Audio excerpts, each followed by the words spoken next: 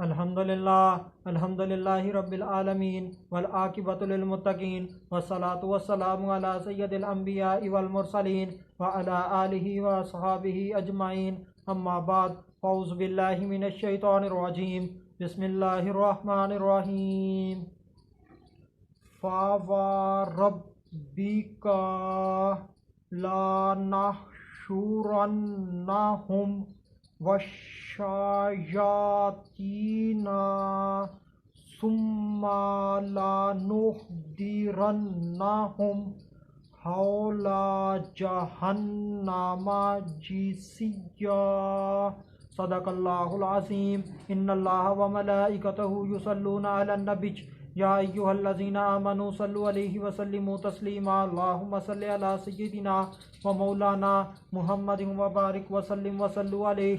अस्सलातु वस्सलामु अलैका या सय्यदी या रसूलल्लाह। सलातु वस्सलामु अलैका या सय्यदी या हबीबल्लाह। सलातु वस्सलामु अलैका या सय्यदी या मुहम्मदुर रसूलुल्लाह सल्लल्लाहु अलैहि व आलिहि व सल्लम। अल्लाह तबारक व तआला की हम्द व सना और उसके प्यारे हबीब हज़रत मोहम्मद सल्लल्लाहु अलैहि व आलिहि व सल्लम की ज़ात अक़दस पर दुरूद व सलाम का नजराना पेश करने के बाद मैं सच्चे दिल से दुआ गो हूँ कि अल्लाह अज़्ज़ व जल मेरे हाज़रीन नाज़रीन सामईन के माल जान इज़्ज़त आबरू में बरकतें अता फ़रमाए और दुआ गो हूँ कि अल्लाह अज़्ज़ व जल मुझे हक़ सच ठीक ठीक बयान करने की तौफ़ीक़ अता फ़रमाए। अगर इसमें कोई गलती कोताही हो तो अल्लाह अज़्ज़ व जल मुझ बंदा न चीज़ को अपने शान करीमी के सदक़े से माफ़ी अता फ़रमाए। दुआया कलिमात के बाद आज का जो मेरा उन्वान है वो है काफ़रों का अंजाम। खुतबा के अंदर तलावत की गई आयत करीमा सूरह मरियम आयत नंबर 68 पारा नंबर 16। तर्जमा तो तेरे रब की कसम हम इन्हें और शैतानों को जमा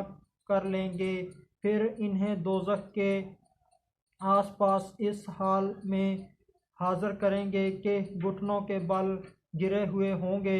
इस आयत करीमा के आगाज़ में अल्लाह अज़्ज़ व जल ने कसम उठाई है। कसम उठाने वाली ज़ात अल्लाह अज़्ज़ व जल की है। जिस शख्सियत को सामने रखते हुए अल्लाह अज़्ज़ व जल ने कसम उठाई है वो ज़ात हज़रत मोहम्मद मुस्तफ़ा सल्लल्लाहु अलैहि वालैहि वसल्लम की है। इस आयत करीमा के अंदर अल्लाह अज़्ज़ व जल का जलाल बहुत वाज़ेह है। जैसे कोई शख्स कसम उठाए अल्लाह की कसम मैं तुझे ज़रूर मारूंगा, तो ये कसम उठाना उसके पुख्ता इरादा को ज़ाहिर करता है और जिसके ख़िलाफ़ वो कसम उठाता है वो डर भी जाता है। कसम उठाने वाला जितना ज़्यादा मोतबर होगा उसकी कसम उठाने से उतना ज़्यादा खौफ लोगों के दिलों में पैदा होगा। मेरे अल्लाह अज़्ज़ व जल से बढ़कर ज़्यादा मोतबर कौन है। मेरे अल्लाह अज़्ज़ व जल ने कसम उठाई है और कसम का तल्लुक़ इस चीज़ से भी है कि किस चीज़ की कसम उठाई है। मेरे अल्लाह अज़्ज़ व जल ने मोहम्मद सल्लल्लाहु अलैहि वसल्लम के रब होने की कसम उठाई है। मेरे अल्लाह अज़्ज़ व जल को पूरी कायनात का रब होने में इतना लुत्फ़ नहीं आता जितना लुत्फ़ मोहम्मद सल्लल्लाहु अलैहि वसल्लम के रब होने में लुत्फ़ आता है। यानी कि अल्लाह अज़्ज़ व जल के नज़दीक महबूब तरीन ज़ात जो है वो हज़रत मोहम्मद सल्लल्लाहु अलैहि वसल्लम की है। कसम की अहमियत का अंदाज़ा इस बात से भी लगाया जाता है कि कसम जब उठाई गई तो उस वक्त सुनने वाली शख्सियत कौन सी थी और वो शख्सियत कैसी थी। तो वो शख्सियत हज़रत मोहम्मद सल्लल्लाहु अलैहि वसल्लम की थी। मेरे नबी करीम सल्लल्लाहु अलैहि वसल्लम से बढ़कर कौन अजीम शख्सियत हो सकती है। इस कसम की को इस मिसाल से समझ लीजिए जैसे कि कोई बहुत ही मुअज़्ज़ज़ आदमी हो और वो बहुत ही मुअज़्ज़ज़ चीज़ की कसम उठाए, मिसाल के तौर पर अपनी माँ की, और कसम को सुनने वाले जो लोग हों वो भी बहुत मुअज़्ज़ज़ हों, तो देखने वाले सुनने वाले ये बात को समझ जाएंगे कि जिस बंदे ने कसम उठाई है, जिस बात की कसम उठाई है वो उस काम को ज़रूर करेंगे, वो उस काम के करने का पुख्ता इरादा रखते हैं। अल्लाह अज़्ज़ व जल ने कसम के ज़रिए से अपने पुख्ता इरादे को ज़ाहिर फरमाया है। कसम के बाद कसम के बाद हमेशा कोई बात होती है। अल्लाह अज़्ज़ व जल ने भी कसम उठाने के बाद बात की है। अल्लाह अज़्ज़ व जल ने फरमाया है कि हम उन्हें ज़रूर जमा करेंगे। यहाँ पर जो काम है, जो बात है, वो जमा करने की है, उनको इकट्ठा करने की है। अल्लाह अज़्ज़ व जल उन्हें इकट्ठा फरमाएंगे।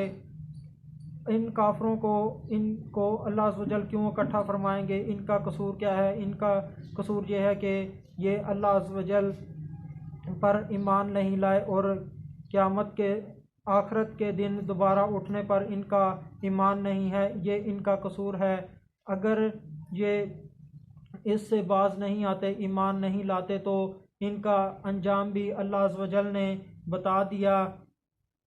और अल्लाह अज़्ज़ व जल इनके साथ औरों को भी इकट्ठा करेंगे।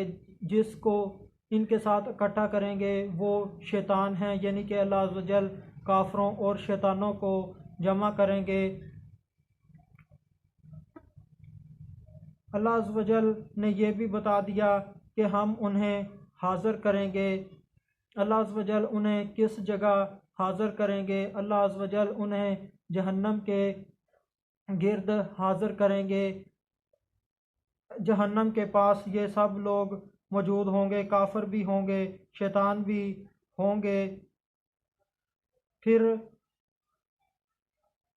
अल्लाह अज़्ज़ व जल इन शैतानों को, काफिरों को उधर जमा करेंगे। अल्लाह अज़्ज़ व जल ने अपनी बात को पुख्ता करने के लिए एक तो कसम उठाई है और दूसरा लाम ताकीद का लेकर आए हैं, यानी कि 2 मरतबा लाम ताकीद आया है जिससे बात को मज़ीद पुख्ता किया गया है। लाम ताकीद बात को पुख्ता करने के लिए, इरादे को पुख्ता करने के लिए आता है। अल्लाह अज़्ज़ व जल का हर इरादा ही पुख्ता होता है। यहाँ पर कसम उठाना और लाम ताकीद का आना 2 मरतबा ये कुफ़ार को डराने के लिए है, ताकीद करने के लिए है कि वो इस अपने कुफर से बाज आ जाएं, ईमान वाले हो जाएं। वरना अल्लाह अज़्ज़ व जल ने इनका अंजाम बता दिया कि वो जहन्नम के करीब घुटनों के बल गिरे हुए होंगे, इस हालत में वहाँ पर मौजूद होंगे। अल्लाह अज़्ज़ व जल हर काफिर के साथ एक शैतान को जकड़ कर जंजीर में लाएंगे। जिस शैतान ने जिस काफिर को गुमराह किया होगा, जिस काफिर को अगवा किया होगा, वो शैतान उसी काफिर के साथ जंजीर में जकड़ा हुआ होगा, बंधा हुआ होगा। अल्लाह अज़्ज़ व जल अपने मोमिन बंदों को इनाम से नवाजेंगे। काफिरों के सामने उन्हें इनाम दिया जाएगा, काफिरों के सामने उन्हें जन्नत में दाखिल किया जाएगा। मोमिनों की जन्नत काफिरों को दिखाई जाएगी। मोमिन उस रोज़ बहुत खुश होंगे कुफार की ज़िल्लत को देखकर, और काफिर मोमिनों को इनाम पाता देखकर, इनको जन्नत में जाता देखकर, जन्नत में इनके महल्लात को देखकर अफसोस में होंगे और अफसोस में होंगे, अफसोस कर रहे होंगे। ये घुटनों के बल क्यों गिरे हुए होंगे? इसके मुतल्लिक़ मुफस्सिरीन किराम के मुख्तलिफ़ अक़वाल हैं। उनमें से एक ये है कि जगह की किल्लत की वजह से घुटनों के बल गिरे हुए होंगे। दूसरा, आपस में झगड़ने की वजह से घुटनों के बल गिरे हुए होंगे। तीसरा, अल्लाह अज़्ज़ व जल के अज़ाब को देख लेने के बाद उन पर वहशत तारी होगी, जिसकी वजह से वो घुटनों के बल गिरे हुए होंगे। घुटनों के बल वो कब और कहाँ गिरे हुए होंगे, इसके मुतल्लिक़ भी मुफस्सिरीन किराम के मुख्तलिफ़ अक़वाल हैं। बाज़ ने कहा है कि वो जहन्नम के करीब घुटनों के बल गिरे हुए होंगे, और बाज़ ने कहा है कि जहन्नम के अंदर वो घुटनों के बल गिरे हुए होंगे।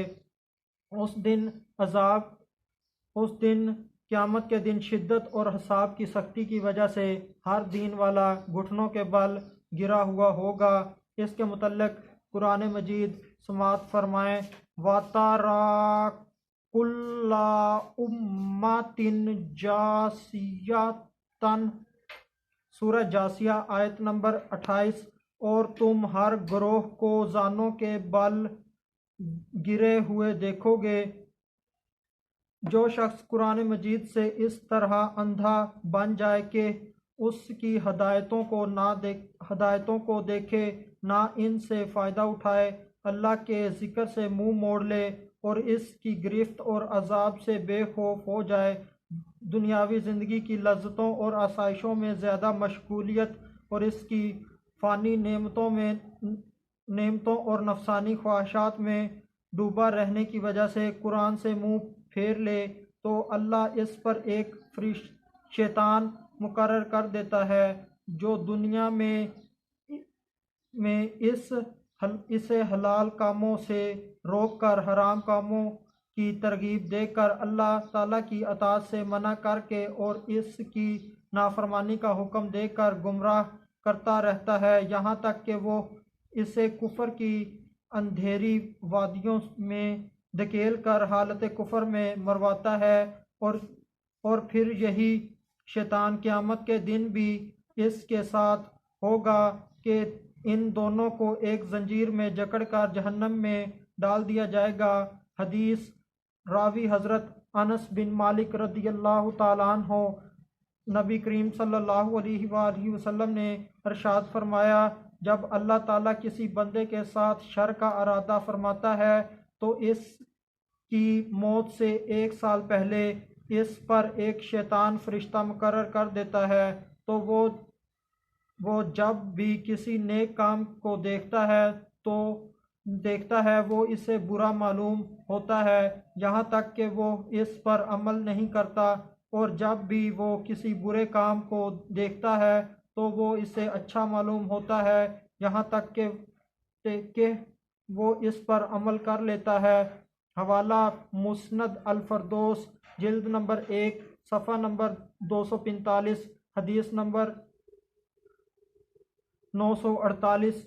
अल्लाह अज़्ज़ व जल से दुआ है कि अल्लाह अज़्ज़ व जल हमें शैतान के मकरो फ़रेब से महफूज रखे और अल्लाह अज़्ज़ व जल हमें आखिरत में सुरखरू फरमाए। वमा अलैना इल्लल बलागुम मुबीन।